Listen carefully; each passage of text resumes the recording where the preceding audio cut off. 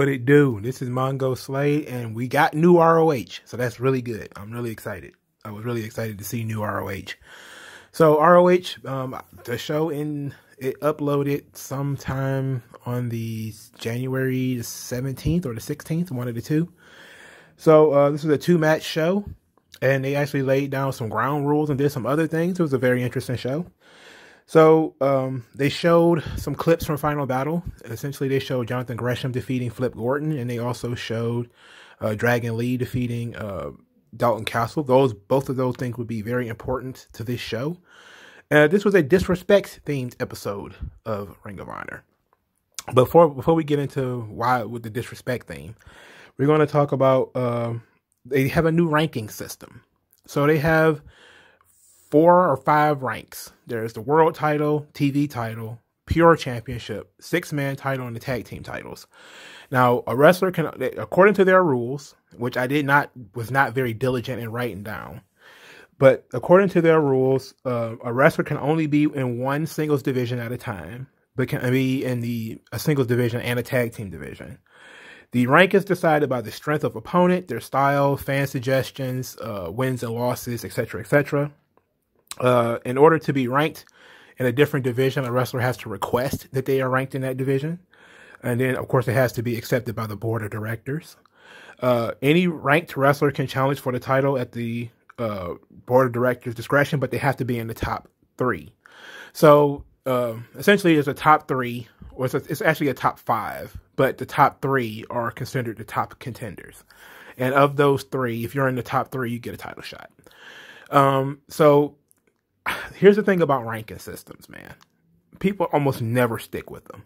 Like, that's the only thing about rankings. Like, wrestling, you really put yourself in a box. Now, I think ROH can do it because they have a small enough roster that they can probably get away with it. But, and they have actual divisions that are markedly different. And this is why I really liked the idea when I first heard it. Because I was like, oh, okay, because the pure division has its own rules. The television title the title itself has its own rules as far as it has a time limit. And the world title has its own rules. 6-man title has its own rules. Tag team titles have their own rules. Makes sense. You know? So I like that. But like I said, this box of putting yourself you have to be in the top 3, you know, you gotta appeal to the board of directors, all that type of stuff. It got real muddy almost immediately. It got real muddy almost immediately because Flip Gordon was the number 2 contender in the pure division, but the number 1 contender for the world title, but he can't be both, right? So, and this was not addressed. Of course, they did kind of address it, but we'll get to that when we talk about Flip Gordon versus Rhett Titus, which is one of the matches on the show. So they kind of cleared that up, but it wasn't cleared up in the way that I wanted to. They just kind of found an out. So, I like the ranking system because the divisions are separate. They are all, and I like that. But the ranking systems are incredibly limiting.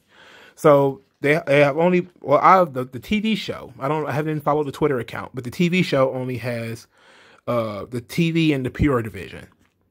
So the pure division, top 5, the number 1 contender is Tracy Williams. Number 2 is Flip Gordon. Number 3 is Josh Woods. Number 4 is Rhett Titus. Number 5 is Fred Yehi. So I'm glad Fred Yehi is still around. That's really good. Tracy Williams is also okay. He's kind of bland, but all right. All right, the TV championship, the number 1 contender is Rey Horus, who became the number 1 contender from beating Dalton Castle at Final Battle, which was really good. That was dope. I like that they did that. Number 2 was Tony Deppen. Number 3 is Dak Draper. Number 4 is Kenny King. And number 5 is LSG. Now, LSG and Kenny King had a match that was uploaded, I believe, on Christmas, but I didn't watch it. I kind of forgot that it existed. So, I don't know who won. But I think it was also a Pure Rules match. I don't know. Maybe I should have paid attention to that before I did this video, but I didn't think about it until then. So, there was 2 matches on the show. The number 4 contender, it was a Pure Rules match, number 4 contender, Rhett Titus versus number 2 contender, Flip Gordon. So, this match was spun out of Jonathan Gresham versus Flip Gordon from Final Battle. Flip Gordon lost the match by referee stoppage because Jonathan Gresham bashed him in the head with a running forearm at that. So because Flip Gordon was not pinned or submitted, he was still in the division and he was not beaten. So he was still a top contender. But Rhett Titus was kind of miffed that Flip Gordon did not shake Jonathan Gresham's hand following the loss at Final Battle. So that's really what this is spinning out of. Rhett Titus is, he was proud in his pre-match promo. He talked about how proud he was of the Foundation for their clean sweep at Final Battle. They won all of their matches. But he was upset that Flip Gordon refused to shake Jonathan Gresham's hand and said that they're not respecting the code of honor is not only disrespectful, it's disrespectful to Jonathan Gresham, but it's also disrespectful to all of the other men who have established the code of honor, that you shake hands before the match and you shake hands after the match. And that, these men, himself included, paved the way for Flip Gordon, and that he is going to force Flip Gordon to respect him and respect the code of honor, and that he's going to force Flip Gordon to shake his hand before this match and after this match. So Flip Gordon, he has his pre-match promo, and he says that he refused to shake Jonathan Gresham's hand because Jonathan Gresham did not pin him nor submit him. There was no honor in how he won, so he refused to show him any respect. But he says he's beaten Rhett Titus every time they've wrestled, and this time will be no different, and that he doesn't really care about the pure rules. So they set it up, established it very cleanly. Rhett Titus is the babyface standing up for the division. Flip Gordon just kind of doesn't give a damn. To hell with this division anyway. I'm going to do what I want. So the match starts. Rhett Titus offers the handshake. Flip Gordon says, nah, nope, not going to do it. So, so they wrestle the match. And due to the commentators being really serious about the rope breaks, how the rope breaks will decide the match, I just started keeping a score sheet of how many rope breaks were used. So Flip Gordon used all his rope breaks, and Rhett Titus only used one. But after each rope break, Rhett Titus would offer the handshake. He would try to get Flip Gordon to shake his hand. Flip Gordon refused to shake his hand each time. One time he even powdered and went out of the ring. So he just refused to do it. He would not shake that man's hand for anything in the world. But after the second time he refused the hand code of honor, he got a little bit more aggressive. So he would, chop a little bit harder, kick him a little bit harder. And Rhett Titus targeted the knee throughout the match. They have been telling this story that Flip Gordon is no longer a high flyer, that he sort of abandoned his high flying ways and is now moving towards a more ground-based style. I see that this has become far more popular lately because I think Will Ospreay did the same thing. Here's looking at Ricochet, who needs to get it together. So he really targeted the leg, and he was really like torturing the leg. And it's like really simple things, like a single leg Boston Crab. And that's really what it was. He's like, Rhett Titus doesn't have like complex offense. They really worked the single leg Boston Crab into a believable submission hold because of the way Flip Gordon was selling it and the way that he, scrambled to get to the ropes and the vocal groaning and screaming that he was when he was in the hold. They really put it over like it was a serious, like you don't see single leg Boston Crabs all the time as basically a rest hold. And then they said basically, oh, look at the angle in which he had the Boston Crab, which is targeting the knee area, not the back, but the knee. And that, that was a difficult time. So because they kept pressing that, the rope breaks were not in Flip Gordon's favor and that, at a time limit draw, he would lose. So it got about 13 minutes into the match, and they was trying to pin each other. They kept going for quick pins, crucifixes, small packages, stuff like that. And about 14 minutes and 15 seconds into the match, Flip Gordon throws a punch. Just a straight right hand. Bang. Right in Rhett Titus's face. He's allowed one punch to the face. As part of the pure rules. A second punch would be a disqualification. But so he threw his one punch that he was allowed. Sucker punch to Rhett Titus and then hit him with the flip 5 for the finish. So about 14 minutes and 30 seconds, somewhere about maybe 14:40,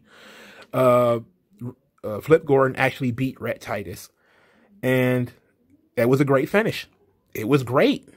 Like, the guy knew he was going to lose if it went to a time limit draw because he had burned all his rope breaks and he had refused the codes of honor. And, those things count against you in the pure rules. So the judges are looking at those sorts of things. So it was excellent. And then the commentators made it seem like, okay, this was really, really dirty, but he kept to the rules. He didn't break the rules.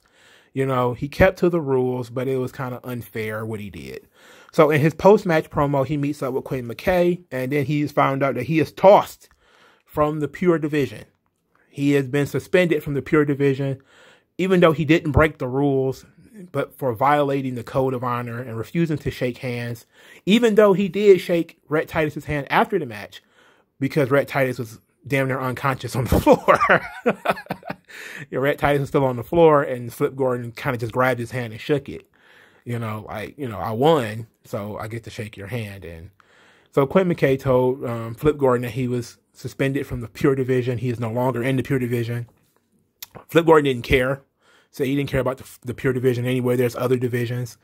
And says that he's still the number one contender for the world title, and that maybe he'll go into the TV division, or he'll go into one of the tag team divisions. And this was their way of getting around Flip Gordon being the number one contender and being in two single divisions at one time. Because he is the number one contender for the world title, he didn't need to be in the pure division anyway. So instead of taking the loss and just saying, well, he lost, we're going to take him out of that division, they gave him another match.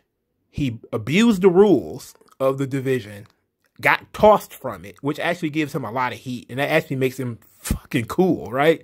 It makes you cool that you got tossed out of a division, the most stringent division too, the division with the most rules, because there's like 5 or 6 rules in the pure division, and so he got tossed from that division, but he's still in another one, and he has other options as far as being in a tag team and stuff like that.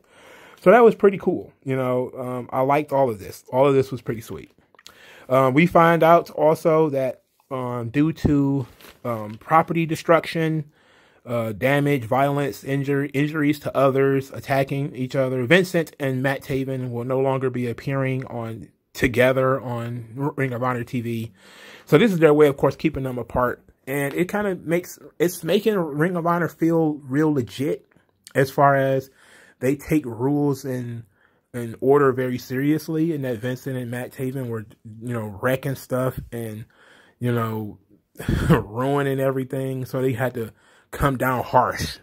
So they basically, they're banned from being in the building at the same time. So that was really cool. So the main event of the show was Rey Horus versus Dragon Lee for the World TV title. As I said previously, Rey Horus. Well, I guess I should tell it for people who don't remember. Rey Horus was the only member. He is a 6-man tag team champion, Rey Horus. He's one of the 3 members of the Mexi Squad. Bandito and Flamita are the other 2 members of the Mexi Squad. But they did not pass their pre-match screenings for COVID and all that type of stuff. So he had to wrestle by himself. And he wrestled Dalton Castle at Final Battle, and he won. So this is how he got this title shot. So I'm guessing, I don't know if this is from the new tapings or if this was planned for their first episode of the new year. I don't remember. But Rey Horus, in his pre-match promo, said that he was trained by Rey Mysterio Sr., that he was inspired by all the luchadors before him, like Rey Mysterio Jr. and Psychosis, that he was that he got his name from Rey Sr., and that he mixes all of his different styles with Lucha Libre.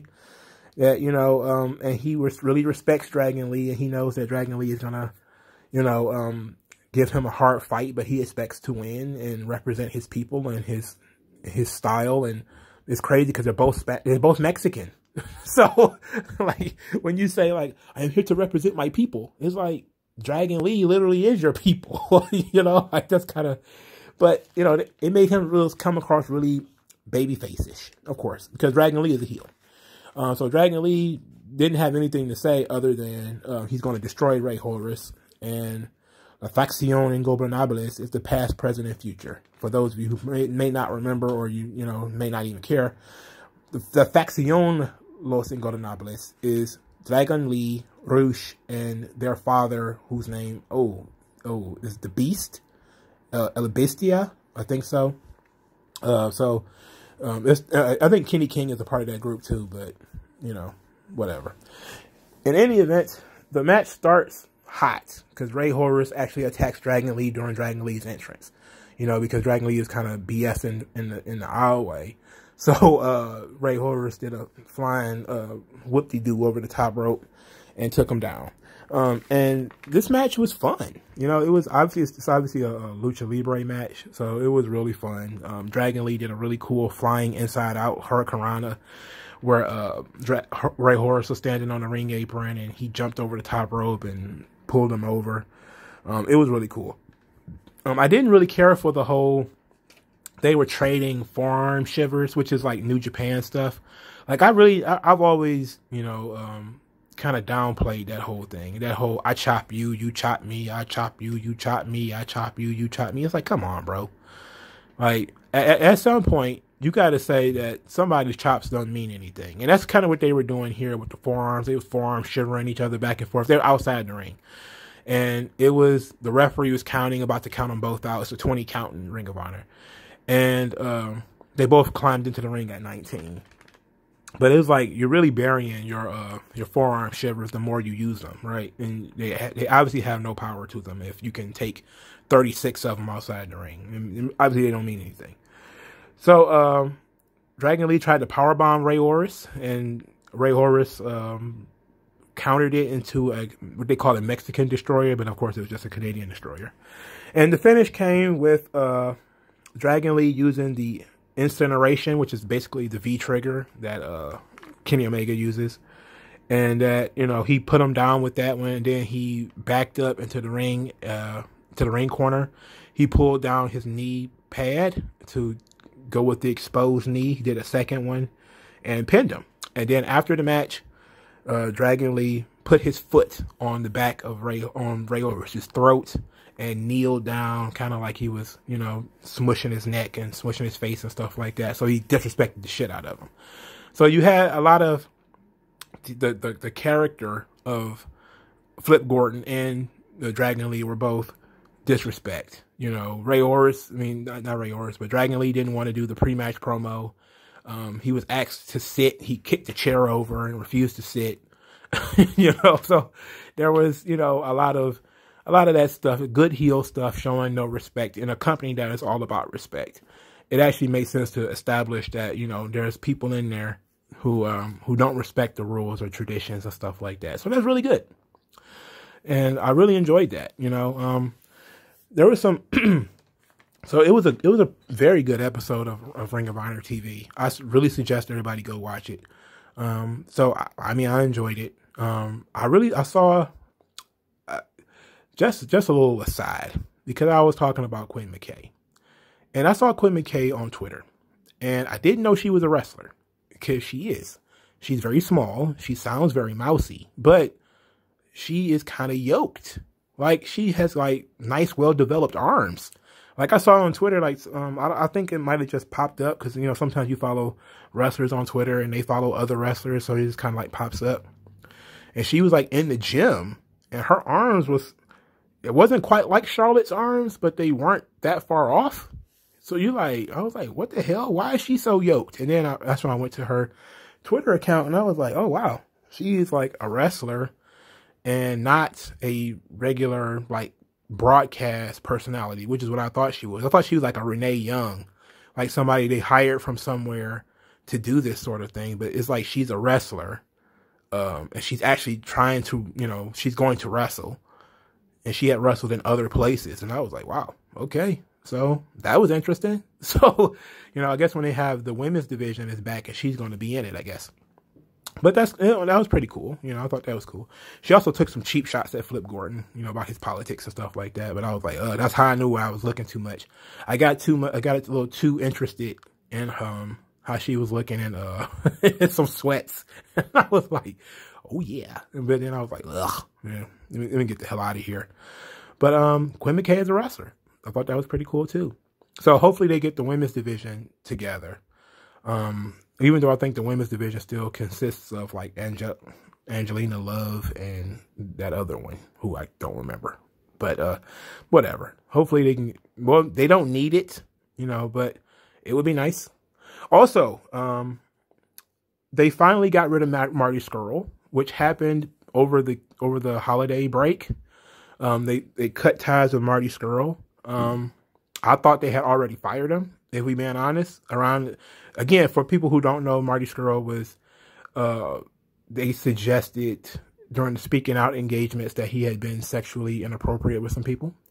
Marty Scurll admitted to having sex with a minor, a 16-year-old girl, which is not illegal in England, but it is in the United States, which he's British, so, you know, it's kind of weird, but he admitted to it. And it took them months to get rid of him. Like, this stuff took place in June, July, maybe. So, but he wasn't fired until January. So, you know, I guess they did some pretty thorough investigations or whatever, and they finally got rid of him. And so I guess that's it for him. I think Marty Scurll is done. So I don't think anywhere is going to pick him up. You know, even Nick Aldis, who is his friend, pretty much says that, hey, he should have been fired a long time ago. And, you know, and he's gone on record as saying, hey, we're friends. But, you know, he should have been gone a long time ago. So I don't think he has a place in the NWA. So, I don't know. Marty Scurll, I guess he goes back to Europe and he just finds a rat hole to live in, because I don't see how anybody's going to hire him. You know, he had sex with a 16-year-old girl, which is technically legal in England, but it's not in the United States. So I don't know. He admitted it. So it's not an accusation. He admitted it. But this episode of Ring of Honor TV was pretty good. So let me know what you guys think if you watched it and if you're going to watch it. Spread the good word of 3 Count Commentaries. I really appreciate that. I thank you guys for your time and energy. And I'll talk to you guys later.